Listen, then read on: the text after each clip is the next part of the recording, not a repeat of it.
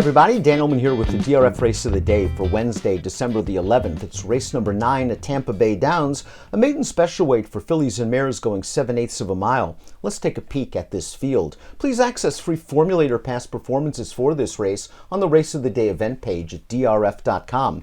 Take a peek and handicap along with me. Trainer Todd Pletcher has two first-time starters in this field in the number 2, Into Amore, and the number 9, Annulled. Both are very well bred, but you have to wonder where they've been. They're a month away from turning 4. They've yet to make their career debut, and you have to wonder, maybe there have been some physical issues that have delayed their progress along the way. They figured it'd take some money. They have great pedigrees. We'll dive into them in a bit. But first I want to take a look at the Timeform US pace projector. And that could favor the number 8 Soundtrack, who battled with the eventual winner last time out for early supremacy before finishing a decent second. This time around, Timeform US has, barring a quick first-time starter with no pace data, Soundtrack with an opportunity to make the early lead and make it rather easily. Experienced horses often have an edge over first-time starters, especially going a demanding 7/8 of a mile distance, and if Soundtrack gets loose, there's a chance she could take this field all the way. Another experienced horse is the number 1, Taboo Mischief, and we'll take a look at her career debut back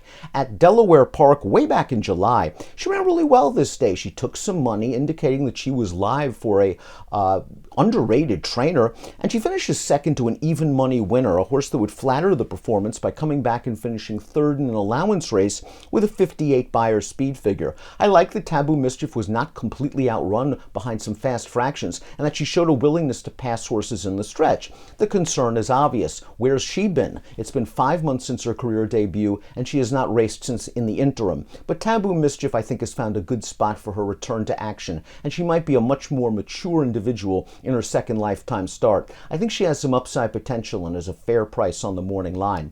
The 2 is Into Amore, one of the 2 Pletcher-trained first-time starters. This is a $295,000 buyback as a yearling by the great stallion Into Mischief, who clicks at 14% with older debut runners. This is a very strong family. The dam won the prestigious Grade 1 Alabama going 1.25 miles at Saratoga, and she's a half-sister to a Fleet Express, who won the prestigious Grade 1 Travers Stakes at Saratoga going 1.25 miles. This dam's foaled 2 winners from 2 runners. I believe that one of them was a debut winner, so there's a lot to like from a pedigree standpoint, and considering the stamina in the female family, 7/8 of a mile should be just fine for the 2, Into Amore. You figure she's going to take a lot of money based on the pedigree, and of course the fact that she's trained by the great Todd Pletcher.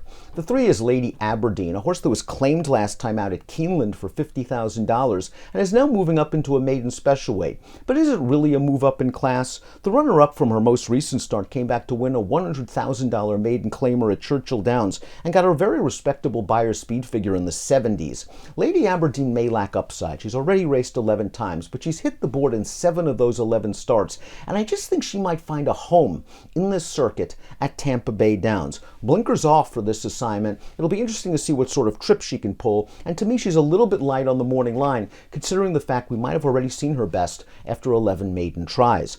Number 4 is the Goddess Factor. This is a first-time starter for trainer Kate O'Connell, a horse that sold earlier this year as a 3-year-old in June for $18,000. She has a solid pedigree. She's by the Factor, who wins 8% with older debut runners. The Dam was a debut winner, and the Dam is a half-sister to a Group 3 stakes winner on the turf in Italy. The Dam's also foaled 2 winners from 3 runners, and one of the Goddess Factor's half-siblings is Judge Davis, who is Grade 3 placed going long on the dirt. So again, there is some pedigree here for the Goddess Factor. A little bit of a gap in the work tab. The last published work I have is November the 24th, so it'll be interesting to see what we get from a fitness standpoint going 7/8 of a mile. Palace Lights is the number 5, and we're going to watch Palace Lights. Palace Lights ran 3rd in her career debut at Churchill Downs. She got wired that day. That looked like a quality heat, however. I realized it was a maiden claiming race, but it's already produced 2 next out winners. The winner came back to repeat in a non-winners of 2 life claimer at Churchill Downs with a 77 buyer speed figure. She was entered for $50,000 that day. Solid enough performance for Palace Lights, who can build off of that effort. This barn does very, very well with lightly raced horses. I really think Palace Lights can take a step forward, although she's coming into this race off a little bit of a layoff as well.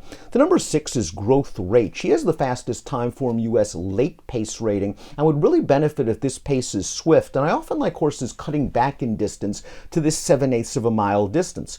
Growth Rate was purchased at public auction since her most recent start, and maybe they got a bargain. They got an Into Mischief filly for only $27,000. She's been racing on turf recently when conditioned by Chad Brown, but she has an excuse for her most recent start on dirt, 3-back. She was wired in a pretty slow-paced race against a good field. The runner-up came back to place in a maiden special weight in New York with a 73 buyer speed figure and has since won 3 times. Expect Growth Rate to make a little bit of a late run at a decent price. Amada is the number 7, and she made her debut at Gulfstream Park over a sloppy track, and she got wired that day. It's too early to give up on Amada, even though she didn't take a lot of money that day and was well beaten. The 3rd place finisher from that race came back to place in a maiden special there with a 52 buyer speed figure. Amada should really benefit from that debut experience. She gets blinkers. I would expect her to show better gate speed this time around, but note that she was listed as a Tampa Bay Downs vet scratch on November the 20th and is coming into this race off about a 2-month layoff.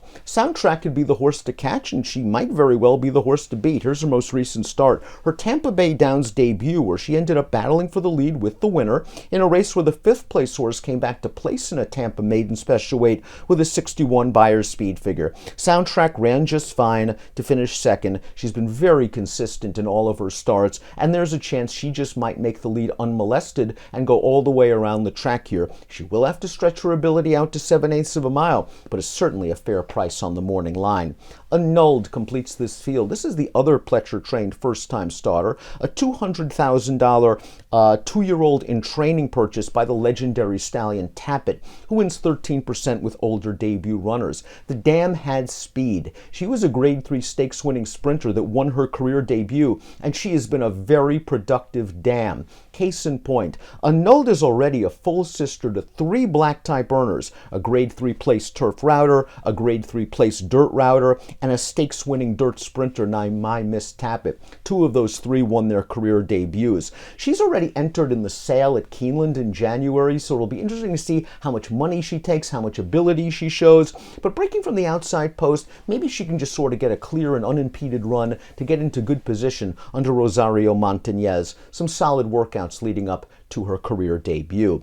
Before we take a look at my top selection, please click the subscribe button on the Daily Racing Form YouTube channel for the latest DRF videos. Top pick time, race number 9 at Tampa Bay Downs, the Wednesday DRF race of the day. I do respect the number 8 Soundtrack. I do think the number 3 Lady Aberdeen is going to fit at this level, but I want to give the number 9 Annulled a little bit of a chance as a first-time starter with a nice pedigree, and the firster that might be the other Pletcher in this race. I have a feeling that Into Amore is going to take a little bit more money, and Annulled might have more of a sprint pedigree. So I'll go with Annulled in the Wednesday DRF race of the day. Best of luck. Hey, let me give you a hot tip. If you liked the content that you've seen before, click on the like and subscribe button right here. And of course, for more DRF videos like Race of the Days, stakes previews, click on the videos right here.